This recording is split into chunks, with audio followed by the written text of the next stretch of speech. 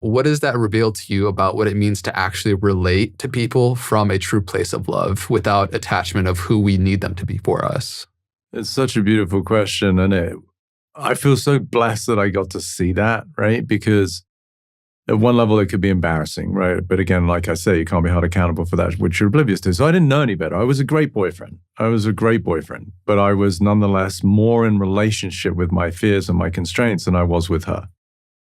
When people really get that, it hurts, it stings because there was love. And thankfully, she came back around many years later. She's married happily and, found me on Instagram and is like still super grateful for everything we went through, which is, for me, peace in the way that, it was a beautiful experience together. But nonetheless, to answer your question, what I really got was that most people don't relate to other people.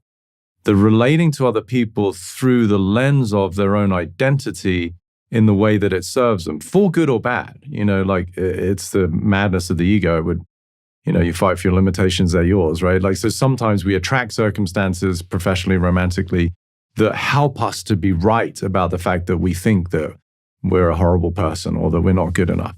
But at that moment, I really got, I think, the greatest gift you can give another human being, which is, who can I be where I'm absent?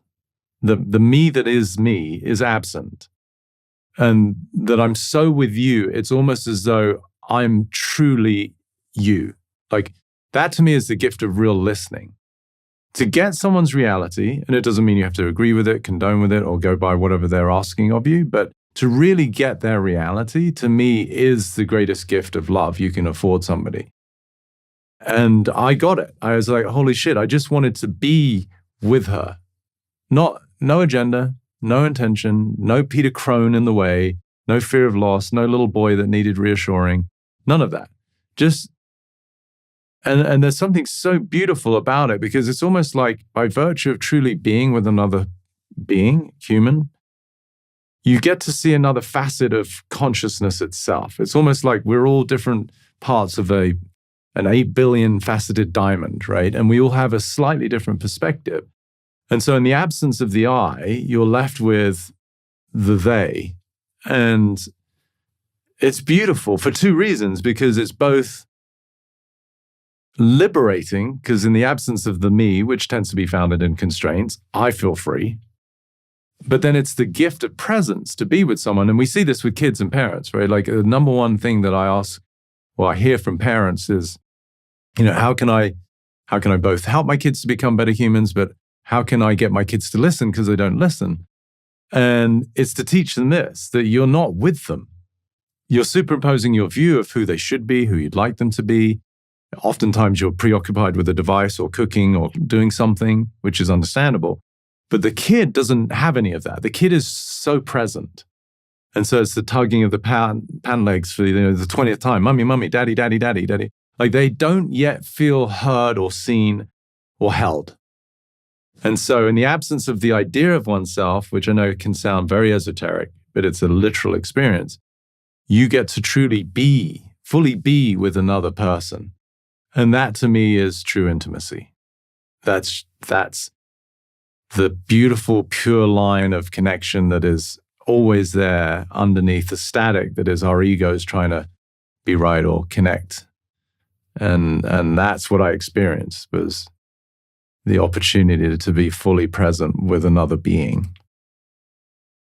Yeah, I remember actually calling you up in my last relationship because I had one of these examples where I was seeing her through you could even, say in a good way, the potential of who she could be, or behaviors that I know that would benefit her, and loving the version of her that would uphold that, and being disappointed when she would fall short of that. Yeah. Failing to recognize that I'm literally not relating with her in that way, and it's a painful thing to realize in the moment. But again, to the degree there's a shadow, holds the other side of the light too. So the freedom that's experienced and the true love and depth of intimacy that it reveals on the other side of that is an amazing gift. Yeah. So it's painful to go through in the moment. It's the hell through that we get to heaven, like you said. No, it's beautiful, because I think it also appeals to the fact that, again, without sounding too poetic, that our nature is to love, And so when we see a part of us that's not doing that, it hurts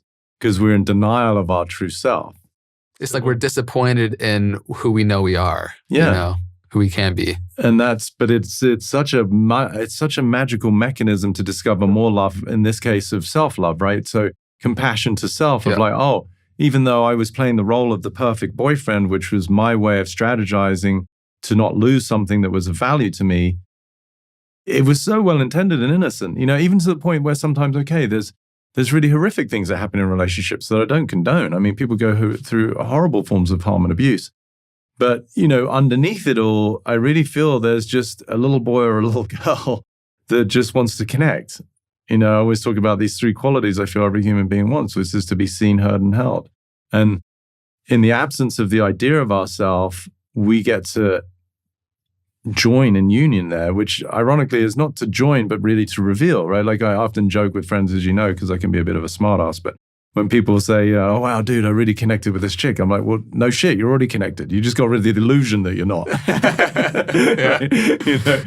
So it's really it's that dissolution process again, right? It's the revelation of the fact that there is nothing but love and unity, but we have this sort of preconceived idea that has us think that we're in this dangerous world where we have to present ourselves in a way so that we get loved and accepted. And it's so convoluted and exhausting.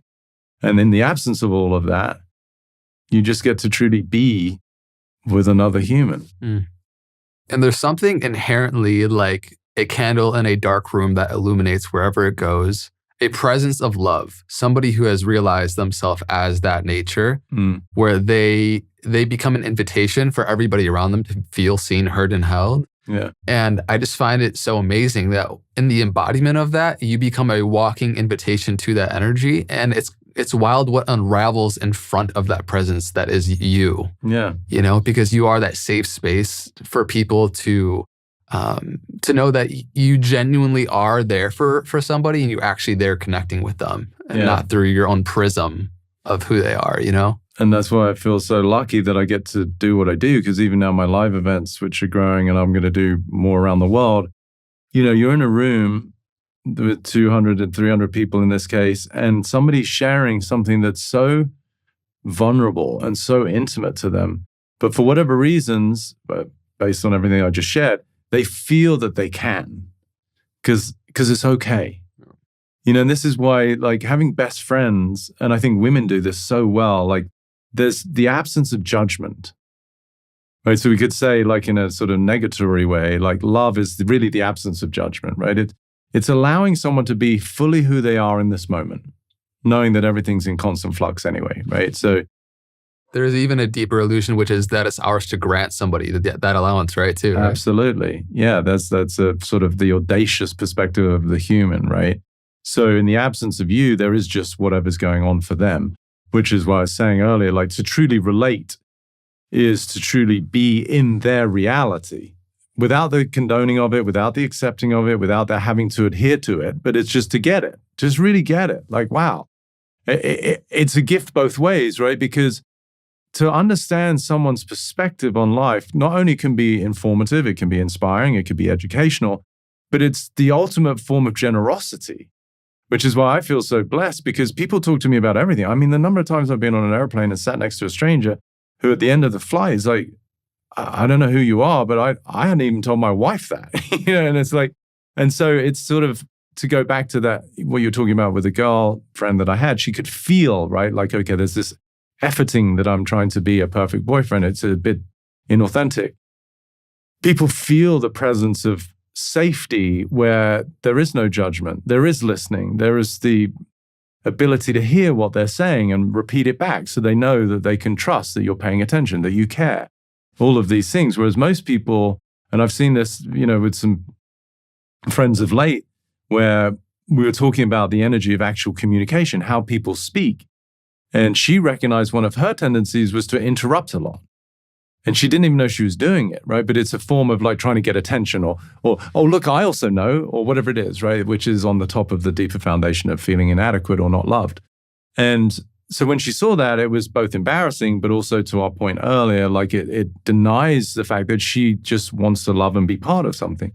And she went home and she's like, oh my God, like I had dinner, with my parents, and sibling, and it's insane. Everybody's just sort of basically screaming at each other. Like no one's listening to anything.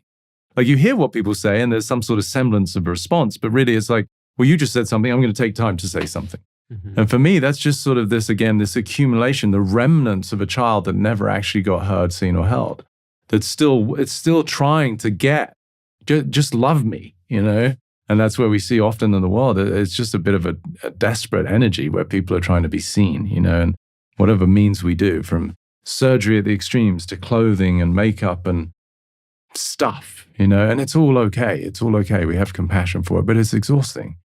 So to really relate is to, ironically, you know, not be there in terms of the idea of yourself so that you could really be with whoever's in front of you, you know? Yeah, there's that saying, you know, one mouth, two ears, use them proportionately. Yeah. And I think cultivating you being a presence who like truly listens is like the most invaluable thing we can do in life, you know, and both for ourselves and others, because to the degree we're also truly listening to others when we're in the presence of them, we can be a catalyst for their change. But also we can become more aware of the subtleties within our own psyche, you know, and that's where I think in the first podcast we talked about how life gives us these reflections and mirrors. They first start out as whispers within our own narrative and talk, you know, that we have within the conversation in our head, to where we see then maybe a more gross or dense example of somebody in a relationship in our life, to the metaphorical cosmic 2x4 that smacks us in the face to wake up. You know, it's the scream of living out of alignment. Yeah. So anything you want to reflect on there about the power of listening? I mean, only to reiterate what I said, which I think it's the greatest gift we can afford ourselves and the person we're listening to, right? Because it's truly reciprocated in the way that I step aside the idea of myself that has any agenda, has any concern about how I occur to you, like that I want to look, you know, favorable, good, loved, cool, whatever it is, like that, all of that's put to one side. And I really get to just be with you and to hear what's going on without any judgment. It really is the demonstration of generosity in both directions, right? I'm going to hold space for you in a way that is generous, but you're going to, for that reason, feel safe enough that you can express yourself fully, vulnerably, without any fear of judgment. And so that's equally a form of generosity, right? Because that's intimacy, intimacy. Like I've often said, like, albeit like in a crass example, like I'd much rather someone come up to me and say, hey, I think you're a bit of an asshole and that your work is, you know, it's bullshit. And we can have a conversation about it, versus somebody coming up to me and say, oh my God, you're amazing. And then they walk away and they tell their friend, you know, out of my earshot, that guy's just such a dick, you know? Like there's no relationship there, right? Yeah, It's all and I'm pretext. sorry that you heard me say that to your friend, by the way. Well, we've cleared it up since. We're good now. Because it's, do you want to truly connect and relate to somebody and really have that feeling of intimacy and affinity? Yeah. Or do you want to just keep dancing in the pretense and the facades of everything? It's like there's no depth, there's no fulfillment there, there's no gratification. It's every relationship that to me is worth its salt or has got some sort of inspirational story associated with it is littered with trials and tribulations that those people went through. Like I once had this, because I always love to work on myself. So I worked with a coach about relationships, and she said, I don't trust any romantic relationship that hasn't been to the edge of annihilation. You know, and it really hit me as like, there's so much beauty in that, right? Like, because if everything has been so above, you know, the world of drama and heartache and suffering because you kept it all together, that's just not real. It's just not human, right? It's like you want to get into the dirt of a relationship, you know, and really feel what it is to be fully exposed. Like as scary as that is, and as embarrassing as that can be, like that's to relate. You know, it's otherwise it's all just facade and everything's like, you know, it's what is that movie, the Stepford Wives or whatever? It's like everything's just perfect, you know, and it's not.